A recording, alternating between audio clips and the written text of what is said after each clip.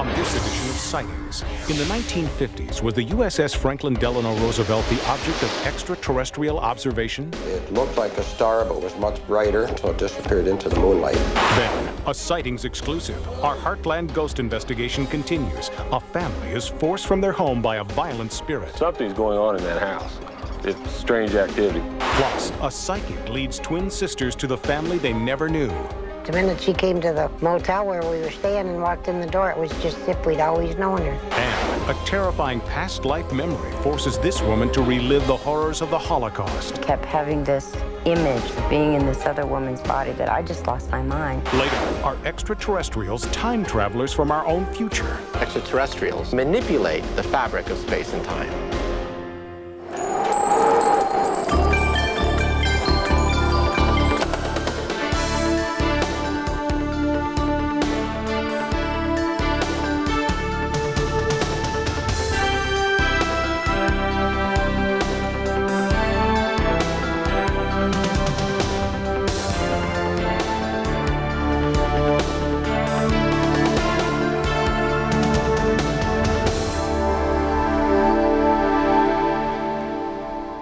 Welcome to Sightings. I'm Tim White.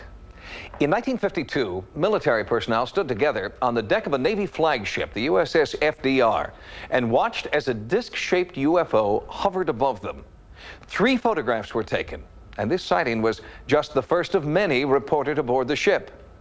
Despite vehement denials from the Navy, many people who served on the USS F.D.R. believe that she was a UFO magnet. Sometime in late July, early August of 1952, as an ensign, I saw a bright light at the forward of the bow on the right-hand side, which would be the starboard side. The ship was on a shakedown cruise near Gitmo, Cuba. And I was down below decks. It was maybe approximately 8, 9 o'clock in the evening, I think it was.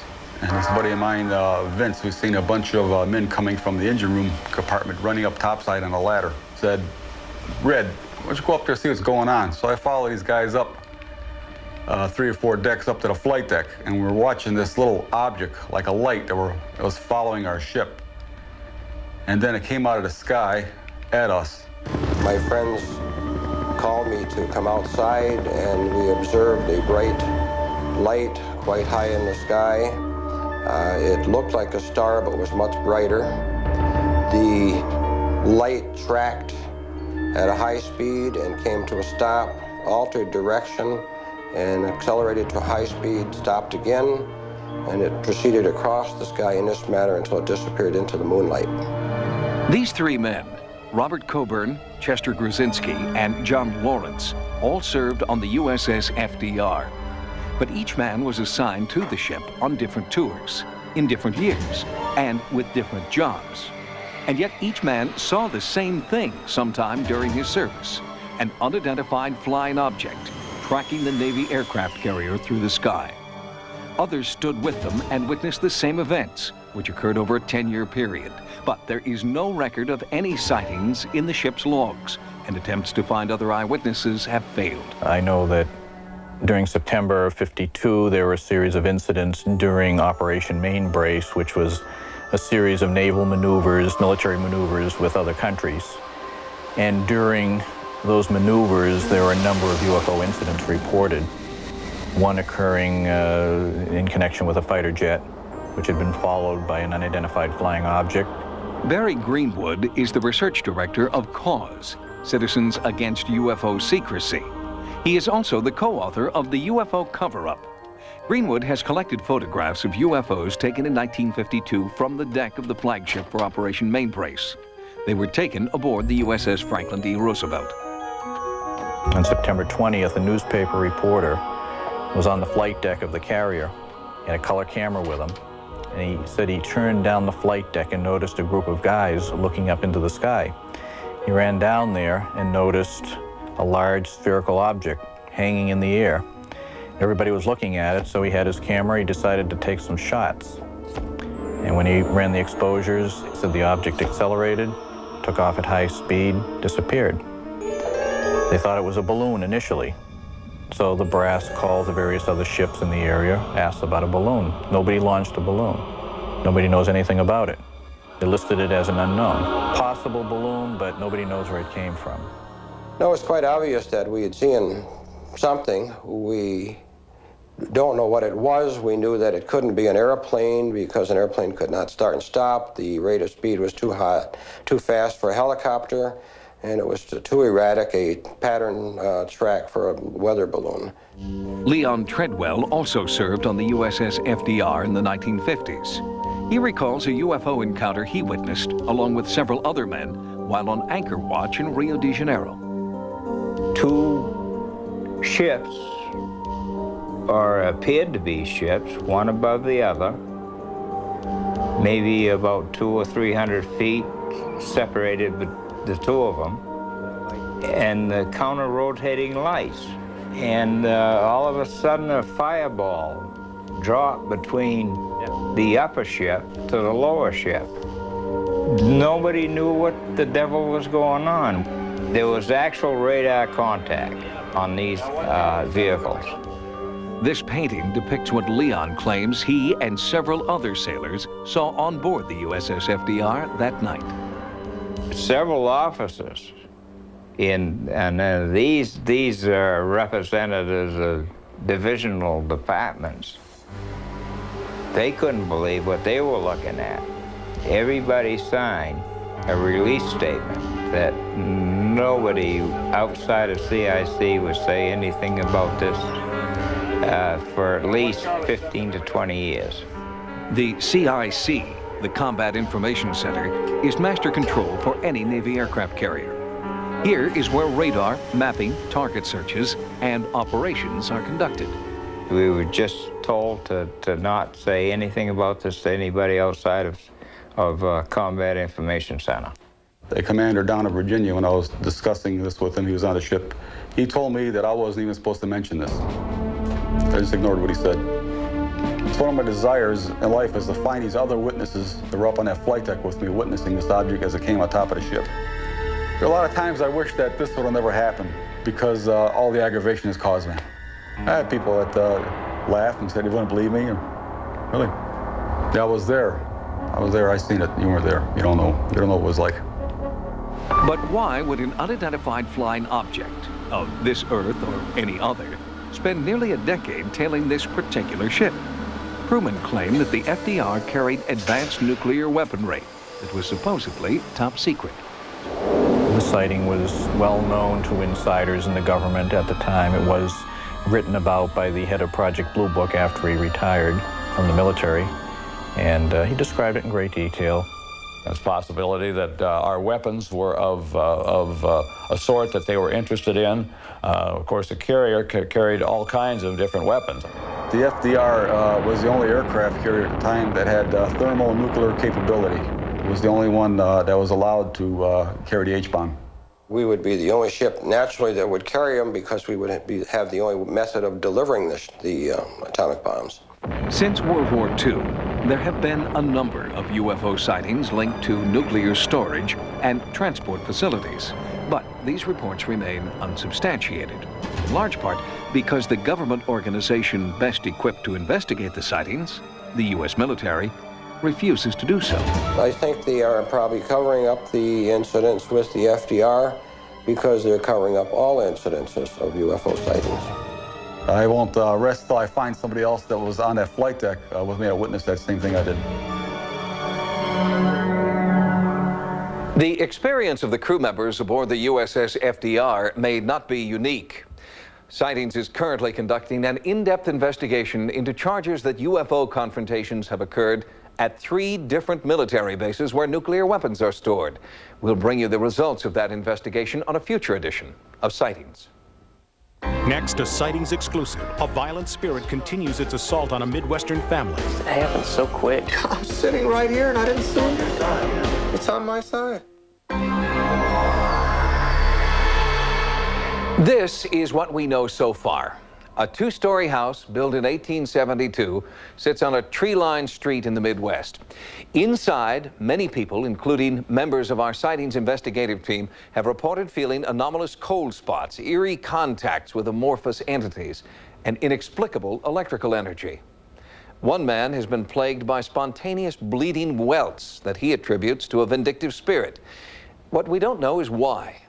What is causing this haunting activity in America's heartland? I could feel it. How did that happen? You don't know. Sally? Go on in, walk in there. Walk in there. Oh my God, look. Look. It's forming right there. I have 2 scratches. Oh, there it is. Look at it. It'd be okay if I sit down for a second. Why don't you sit down, Sally? Sightings viewers have their own theories. The wounds are self-inflicted, an allergic reaction, or psychosomatically induced. But the victim, his family, and many visitors here believe the strange phenomena are caused by a vindictive entity in the house. And that is why this family has moved out. But the empty house is still the focus of an ongoing sightings investigation. World-renowned paranormal investigator Kerry Gaynor believes this case deserves the same careful attention he brought to 2 previous cases, the entity and poltergeist cases. With the family gone, Gaynor has a unique opportunity to determine if the source of the ghostly activity is the site or the family. Maurice Schrog is an environmental engineer with the Industrial Compliance and Safety Corporation. He was brought in to search for electromagnetic anomalies, temperature shifts, between 25 and 30, abnormal radiation levels, or unusual levels of radon, carbon monoxide, or other gases. Nothing unusual was picked up, but there were still reports of ghostly activity by many visitors to the home, including the owner, a 20-year veteran of the local police department. My hand got real cold. I mean, it got real cold. I thought somebody was doing something. I looked back both ways, and I asked everybody in the room if they had felt that. And I said, it startled me. It kind of scared me. Did y'all feel that? And I didn't buy any of this. I really didn't until that happened. It happened. And we had felt the room temperature, which I figured was a draft in the room. But when it touched me, that was not a draft. Something's going on in that house. It's strange activity. What it is, I don't know. And so far, scientific equipment has failed to come up with the answer. We thought we might find something as we took several different kinds of measurements, and we found basically that the readings were no significant deviations. The lack of scientific evidence in the face of so many personal experiences convinced the family to seek help of another kind. They asked that an exorcism be performed to rid them of the entity. We were all holding hands, and at one point, my husband would grip real hard. We were told not to let go. Don't break the circle. And he just held on real tight because he was in such pain. It was odd because he's never really felt the pain before. But afterwards, we found out that he had been swiped at with a hand across his back on 3 separate occasions that left, I think it was 11 scratches right across the center upper portion of his back, his shoulder area. These are the scratches that materialized during that exorcism. And as long as the family stayed away from the house, the scratches didn't return. But during our investigation and an online computer forum with sightings viewers, the family dropped in unexpectedly. And within minutes, so did Sally. Whoa! So did you feel it here or down here? Where did you feel it? Kind of like all across here. Oh, the whole face? Yeah. First, a scratch appeared on his face. Then, moments later, deeper cuts appeared on his back. You physically felt that? Yeah, that hurt. Describe to me again what you felt. This sharp sting felt like somebody stabbing something in my back. You okay? Yeah. Still hurt? No. We set up additional cameras and monitoring equipment, hoping to capture any further scratching episodes. It was while we were setting up that the victim, who had always wished to remain anonymous, told us he wanted to reveal his true identity. Sightings has made a habit of coming back to visit you. During that time, you asked them to disguise your appearance. Now you're finally allowing them to use your appearance. What changed for you? Well, it's something that me and my wife we talked about a lot. And it's a pretty religious town. And I didn't know what kind of feedback we'd get from this type of situation. The more we've talked about it, And since we have been on television a few times, and we've been getting some pretty positive feedback. I mean, the people have accepted it really well. So people aren't ridiculing you as much like you thought they might? We get our taunts every once in a while, or somebody will, you know, say something, but it's something that you just, I know what's happening, and my wife knows what's happening, and that's what's important to me. Now here's a new one right now. Right now. Right here. Brand new. Can anyone get closer? Yeah, we're pretty close. I'm sitting right here and I didn't see it. It's on your side, yeah. It's on my side. I'm sitting right next to you. Mm-hmm. This scratch right here, all the way down to here, was not on your face when we came in because we saw this one here. We examined your face, your stomach, your back. Your hands are right here in full view of the camera and in full view of all of us. If one of those hands had gone to your face, I would have seen it. It would have been on that camera. This is truly incredible. Truly incredible. This happened right here, right this moment as we were talking. If this were true, typical poltergeist phenomena, it would follow Tony to his new home. Now, he's only been in his new home a month, so it's still a little bit too early to make that kind of judgment yet. The story's not complete here. We've got a lot more work to do. Sightings will continue to investigate this groundbreaking case. New tenants are set to move into the house. We'll monitor their experiences and also follow Pam and Jeff into their new home to determine if it is the house or the people who are the focus of this haunting. Coming up next, a psychic reunites twin sisters with their lost family. It was just as if we'd always known her. There was no strangeness. We just felt she was our sister. Since they were born, Alice Heck and Agnes Nash have shared a special, some would say, psychic bond. Their lives have followed parallel paths. They finish each other's sentences. If one of them is hurt, the other feels pain. It's behavior typical of identical twins, and that's how Alice and Agnes have always explained it. But when they were 51 years old, their mother revealed that Alice and Agnes were not twins. Alice and Agnes were born in 1926. They share the same likeness, the same birthday, and a powerful mental bond. We're exact, identical, mirror twins with hypertelepathy, which means it's almost like a form of psychic. I can see in my mind what she's doing. She can see in her mind what I'm doing. I can always tell you what she's wearing. She can always tell you what I'm wearing. If I go to the store to buy something, she can see in her mind what I'm buying. She'll go to the store and buy the same dang thing.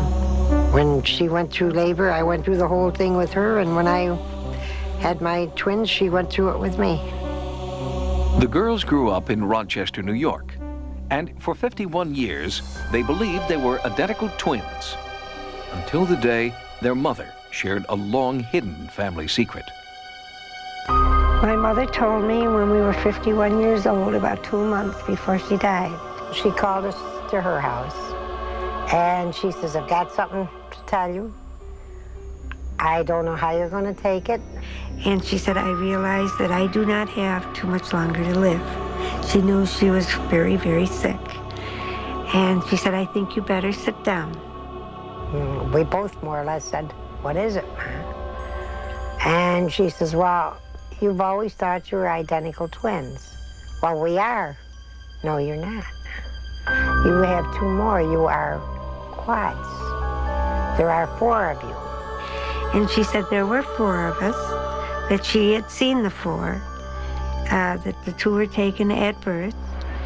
Their mother died before Alice and Agnes could find out their missing siblings' names, addresses, or even if they were boys or girls. For the next 17 years, they sought help from private detectives, adoption agencies, and law enforcement. Nothing worked, until they asked a psychic for help. During the reading, what I picked up most importantly was the sister's name right away. It just flowed right out of me. But also a sense of sadness that their sister would really be reluctant about meeting up with them and connecting with them. Sandra also told Alice and Agnes that they would discover the whereabouts of this missing sister on Father's Day and meet her in the summer, just 1 month after the psychic reading, during an appearance on a TV talk show, the connection was made. A little boy was watching that show and noticed a striking family resemblance. And that's when the grandson of our new sister saw us and thought we looked like his grandmother, and that's how this all started. That sister had also been looking for her birth family. She contacted Alice and Agnes on Father's Day and met them that same summer, just as the psychic had predicted. The minute she came to the motel where we were staying and walked in the door, it was just as if we'd always known her. There was no strangeness. We just felt she was our sister, and that was it. The twins were now triplets. And as they began to learn more and more about their separate lives, they discovered a number of eerie similarities, although they had grown up miles apart in different families. Some of the similarities have been that she has a son and daughter, Mark and Maureen. I have a son and daughter, Mark and Maureen. Her daughter, Maureen, was born July 12, 1952. My son, Jimmy, was born July 12, 1952. I lost twin girls back in 1960. And her one child, boy, was born the same day that I lost the twin girls, October the 3rd. There is another similarity that's a very marked one. My sister was married the year before I was the new sister. And when we got married, she bought her gown in her hometown at a specialty shop. I bought my gown here in Rochester in a specialty shop. She had hers altered, and so did I, with seat pearls in the neckline. Our headpieces were almost identical. Baptismal records support Alice and Agnes's belief that this is their sister. But as the psychic predicted, the long-lost sister isn't ready to accept this new family. She is still looking for a paper trail. I guess it's overwhelmed her, according to what she says. She doesn't want her name used or anything right now. But she admits to us that she knows in her heart that she is our sister. So now we're leaving it up to her. While Alice and Agnes work on building a relationship with their sister, there is still a hole to be filled. There is yet another sibling out there somewhere, and psychic Sandra Sanfilippo believes it is a brother. I hope that we do find him. He would be 68 years old. He might look like us. He may have dark. Our hair is naturally dark. He might have gray hair because it's also gray hair in the family.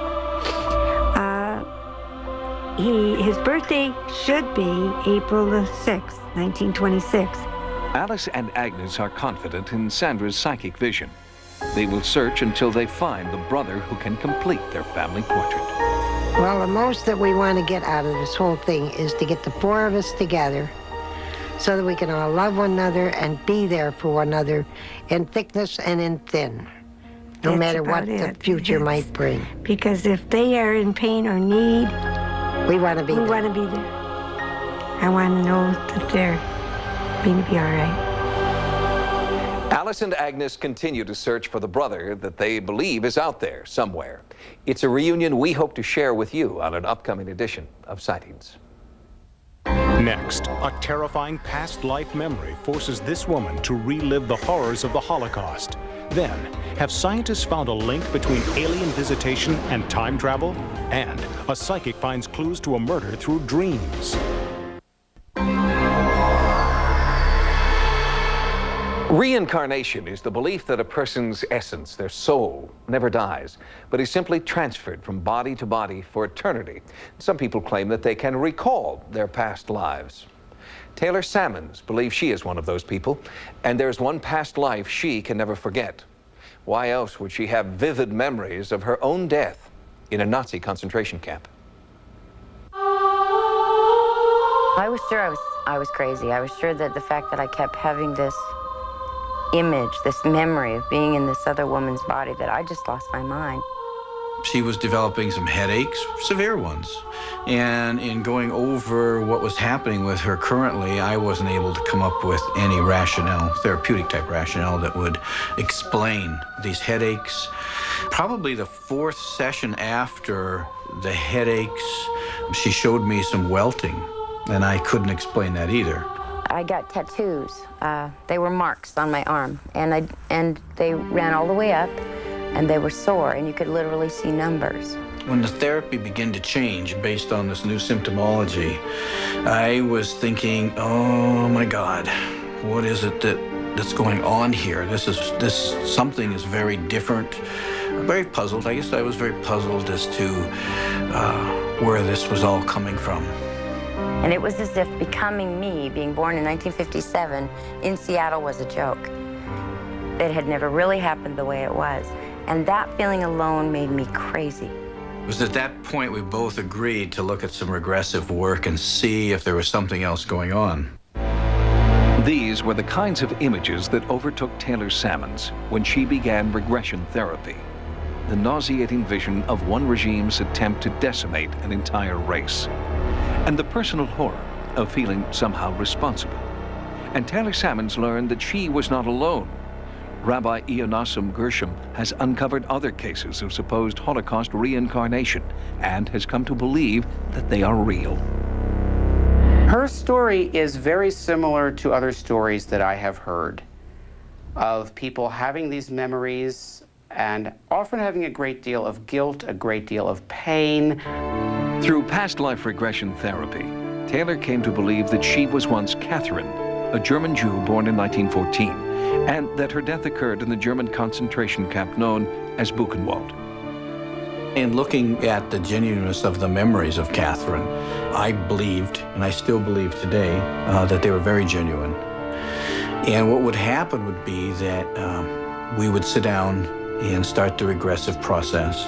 And Taylor then would start to lose her sense of self right there, and Catherine would emerge. And Catherine would start talking about events that she was struggling with and things that have happened in her life, some very traumatic, very traumatic. And these were the kinds of things that Taylor, throughout the years of knowing her therapeutically, I don't believe she could have known at all, nor could she have prefabricated in a regressive state. Among her past life memories was the name of a town, Lunenburg, where Taylor believes Catherine once lived. It is among the remembrances she has chronicled in her therapy journal. I lived in a village before we lived in the city. To tell you the name of the city, I want to say Lunenburg. I think this is the town square where nice things went on at first, and these were like buildings. These were the tops of buildings. They were rounded and they had something up here. I remember cobblestone roads. I remember, because I've never seen those. The obscure German town of Lunenburg actually does exist. It is known for its unique architecture, beautiful cobblestone streets, and marketplace. There is a fountain in the middle of the square. These uncanny coincidences led Taylor to explore her memories further with renowned past life therapist Frank Baranowski. Together, they uncovered more details of Catherine's life. She had 2 children and was pregnant when she was arrested. And this is the time when she feels like the children can't go to a concentration camp, and she decides to take their life. My children were 5 and under 2. And then the baby was born in the camp. I killed my daughter first. I suffocated her. And then I remember straightening her out like she was a little teddy bear, like she wasn't a person, a doll. And my son, I went to the chair, the rocker, and held him.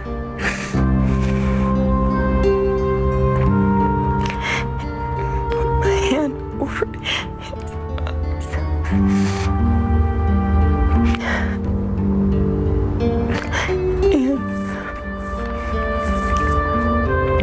held the knife. And I think he thought we were playing. Taylor believes it is the shame and guilt of Catherine that still lives within her today. At the suggestion of Sightings, Taylor agreed to consult with Dr. Brian Weiss, a psychiatrist who has studied past life regression extensively. Let your breathing take you deeper. You're already very, very peaceful and relaxed. You'll be able to go deeper than you have before. In this state, the memory is very enhanced. You can remember everything. This is for your experience. This is to help you. That's the most important part.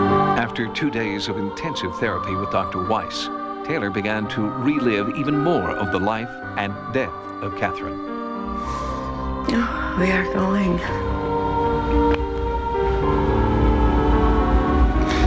They're on the train. What is it like on this train? The others are singing and praying. And it's dark. And it's crowded and there's children. Do you know where this train is going? Where is it going? Buchenwald. To Buchenwald? Buchenwald, yes. This is all important to remember and then to let it go. You can go in. You know you're safe now. During the sessions, Taylor had vivid memories of life in the Buchenwald camp. She had visions of medical experiments being performed against her will, experiments which ultimately killed her. Go to the end of that life, that last day of her life, and let's see what happens. Can you see your body? What does it look like? It is very thin. The breast is missing. I think the arm is missing. An arm? And there's sewing in the stomach, and it's just thin. Okay, let's leave this all together now. During another session with Dr. Weiss, Taylor had recalled the last name Leibowitz, possibly a family name. As part of the healing process, Taylor visited the Miami Holocaust Memorial. The images there were hauntingly familiar, and there, on the wall of remembrance, was the name she knew too well. Although agonizing, Taylor's journey through Catherine's life has been a way to heal. Taylor's story seems similar to many of the cases I've had from the Holocaust in terms of the memories and the details and the emotion. But the remembrance still seems to be very healing, whether they're validated or not validated. People seem to get better, to lose their fears and phobias, to have more joy and happiness in their current lives. This is the important thing to me. If I let that healing continue, maybe for the first time, I get to really live. With the new clues she has uncovered in her most recent therapy session, Taylor hopes to locate any living relatives of Catherine and put the past to rest.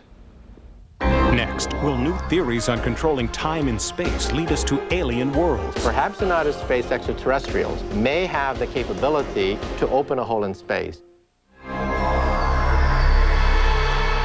H.G. Wells had the time machine. Sherman and Mr. Peabody had the Wayback Machine. And Michael J. Fox had a DeLorean. The fantasy of time travel is one of the most popular themes in science fiction. And now a tantalizing new theory suggests that time travel could someday be science fact. When time travel becomes possible, it will not be the kind of vehicle that's important, but rather the discovery of an interdimensional shortcut. In these scenes from Star Trek, the shortcut is a cosmic anomaly called a wormhole. We might have just discovered the first stable wormhole known to exist.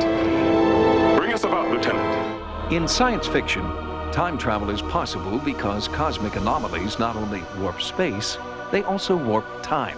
But does science support the existence of these interstellar superhighways? The average scientist says that the distances between stars are so great, 4 light years to the nearest star, that star travel is simply impractical. It would take them hundreds of years to go between nearby star systems. Therefore, they are skeptical that we have been visited by aliens from outer space. Michio Kaku is a professor of theoretical physics at the City University of New York. In his book, Hyperspace, Kaku suggests that there is a mechanism capable of warping time. And Kaku does not rule out the possibility that another, more advanced civilization may have already found that mechanism, the unified field that Einstein dreamt about. The new wrinkle, which has caused quite a bit of excitement among theoretical physicists, is that perhaps this river of time can have eddy currents, whirlpools, and perhaps may even fork at a crucial juncture in history. But where those forks and eddies are, no one knows. The cosmic highway isn't marked with signs saying, wormhole next right, or this way to ancient Egypt. At this point, just finding holes in space is more of a stumbling block than traveling through them. Perhaps in outer space, extraterrestrials may have the capability, with a technology thousands of years beyond our own, to open a hole in space and to begin to manipulate the fabric of space and time. And that is precisely how Mark Davenport explains his belief that many UFO sightings are, in fact, extraterrestrial spacecraft. In Visitors from Time, Davenport describes hundreds of reported UFO sightings and alien abduction cases that he believes support his time travel theories. So my hypothesis is that these people who operate these ships, their technology is so advanced that they've actually figured out a way to artificially warp space-time, the way a black hole does naturally. And if that's true, it could mean they could be coming here not only from other planets, but from other star systems, other galaxies, other dimensions that coexist with ours, parallel universes, even our own future or our own past. By collating and cross-referencing specifics from eyewitnesses, Davenport believes he has compelling evidence that many UFOs are actually time machines. We have the occupants of these craft are continually telling people, they ask them questions like, what time is it? What is time? What is your time? What is age? What is a year? And they say, you are caught in time and we're not. Our time is different from yours. Time is distorted in the vicinity of these craft and inside these craft. A lot of times people's watches will stop. We have people who say that their voices are distorted when they're near this craft, like when they breathe helium or something. So we have all sorts of indication that these things are in some kind of a field that warps space and time. And one day, according to Michio Kaku, science will catch up with science fiction, and we will create a time machine of our own. Most of my friends watch science fiction because they want to dream about what may be possible in the future. Real scientists at the cutting edge, working on the unified field theory, working on higher dimensions, working on time travel, these are the ones who are playful. These are the ones who let their imagination soar into hyperspace.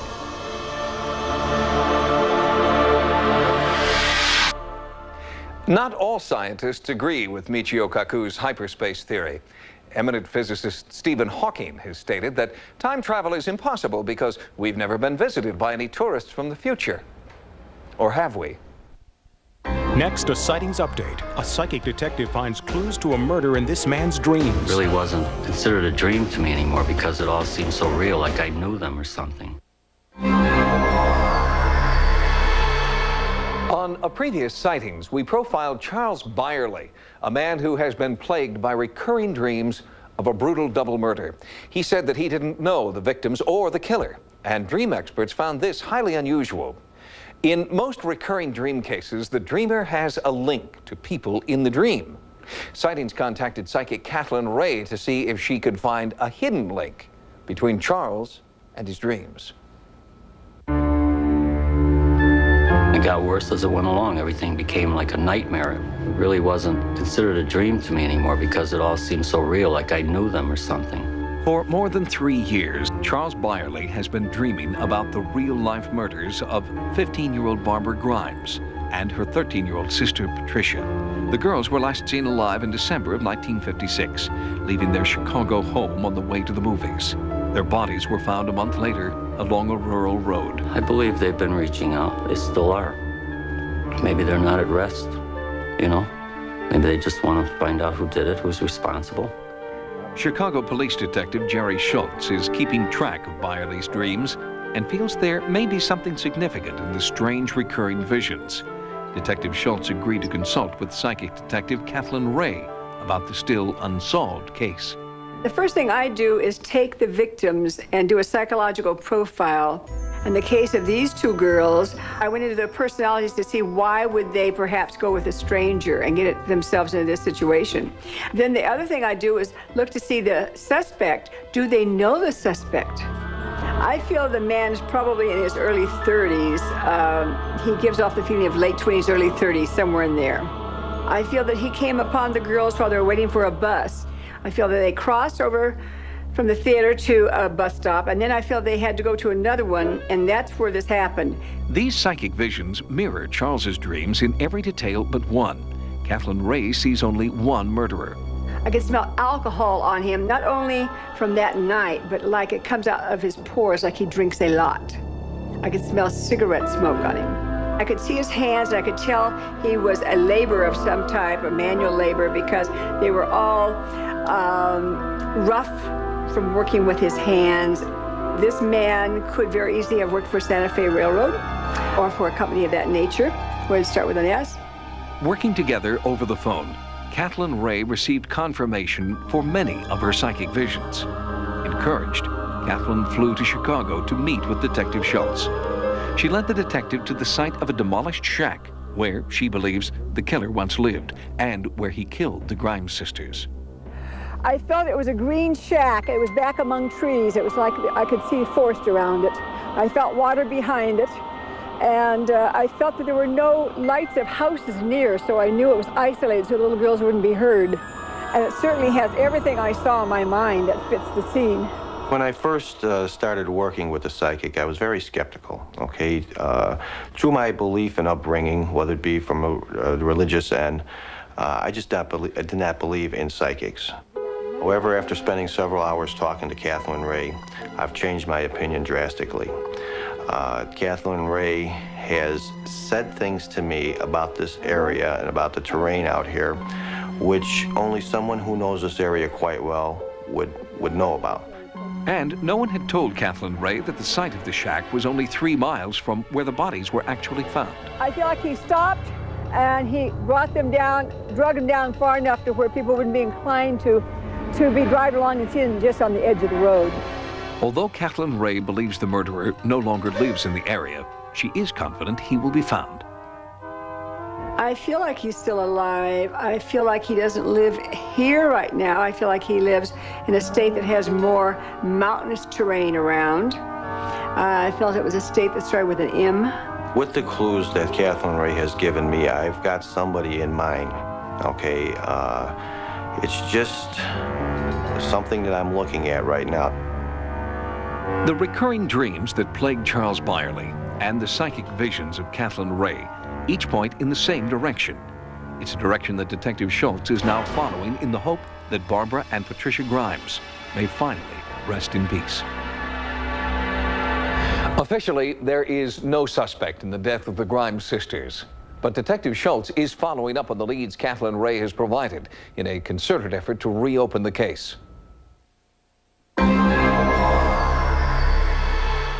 Sightings has expanded its America Online area. Keyword Sightings when you log on for access to Sightings stories, images, and events. To subscribe to America Online, call 1-800-591-3344. And you can still reach Sightings 24 hours a day at 1-900-933-7444. Until next time, remember, no mystery is closed to an open mind. For Sightings, I'm Tim White.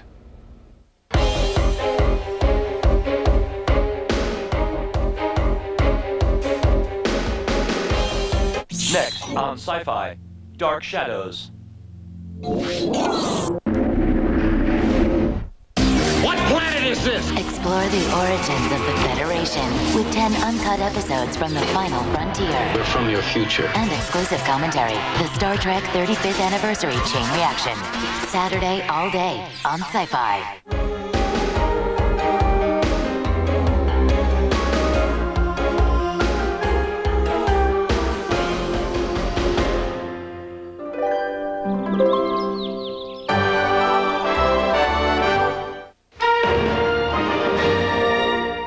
Too fast for a helicopter, and it was too erratic a pattern track for a weather balloon. Leon Treadwell also served on the USS F.D.R. in the 1950s.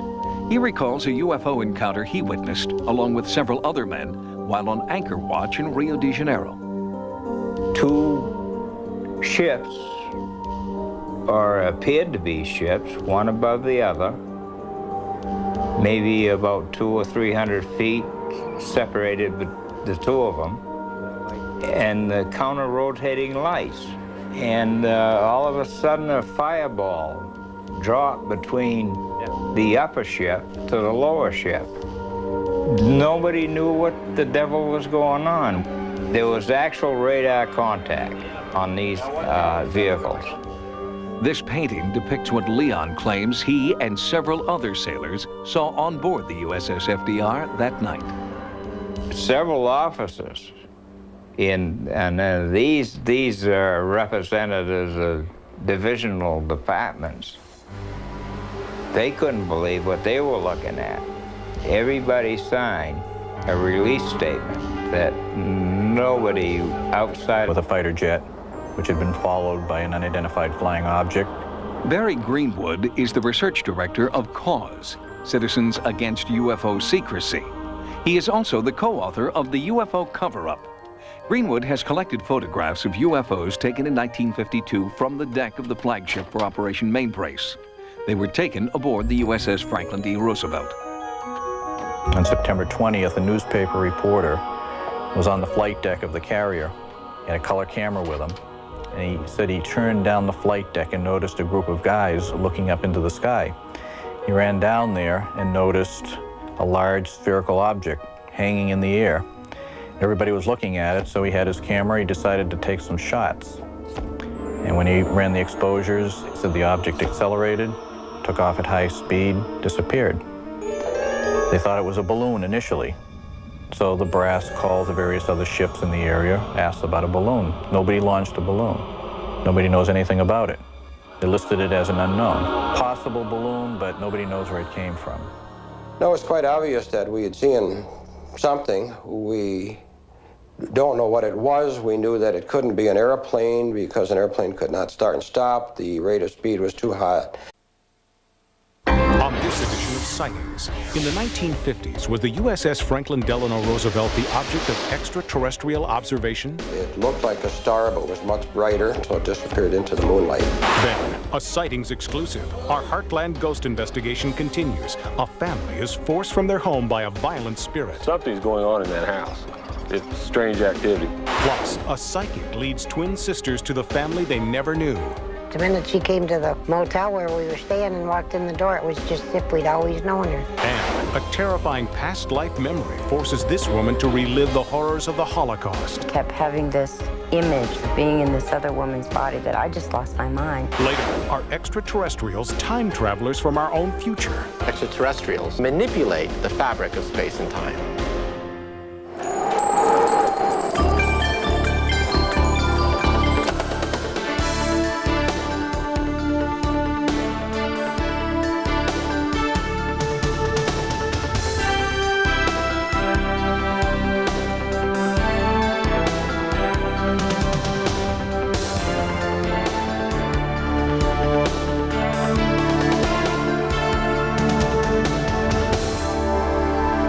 Outside, and we observed a bright light quite high in the sky.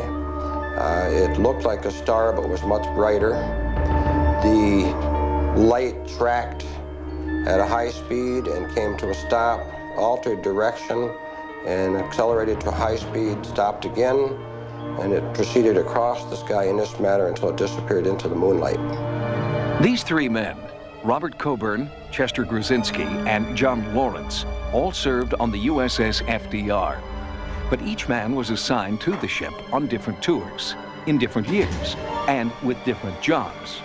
And yet each man saw the same thing sometime during his service, an unidentified flying object tracking the Navy aircraft carrier through the sky. Others stood with them and witnessed the same events, which occurred over a 10-year period. But there is no record of any sightings in the ship's logs, and attempts to find other eyewitnesses have failed. I know that during September of '52, there were a series of incidents during Operation Mainbrace, which was a series of naval maneuvers, military maneuvers with other countries. And during those maneuvers, there were a number of UFO incidents reported, one occurring in connection with... Welcome to Sightings. I'm Tim White. In 1952, military personnel stood together on the deck of a Navy flagship, the USS F.D.R., and watched as a disc-shaped UFO hovered above them. 3 photographs were taken, and this sighting was just the first of many reported aboard the ship. Despite vehement denials from the Navy, many people who served on the USS F.D.R. believe that she was a UFO magnet. Sometime in late July, early August of 1952, as an ensign, I saw a bright light at the forward of the bow on the right-hand side, which would be the starboard side. The ship was on a shakedown cruise near Gitmo, Cuba. And I was down below decks. It was maybe approximately 8, 9 o'clock in the evening, I think it was. And this buddy of mine, Vince, who's seen a bunch of men coming from the engine room compartment running up topside on a ladder, said, "Red, why don't you go up there and see what's going on?" So I followed these guys up 3 or 4 decks up to the flight deck, and we were watching this little object, like a light, that was following our ship. And then it came out of the sky at us. My friends called me to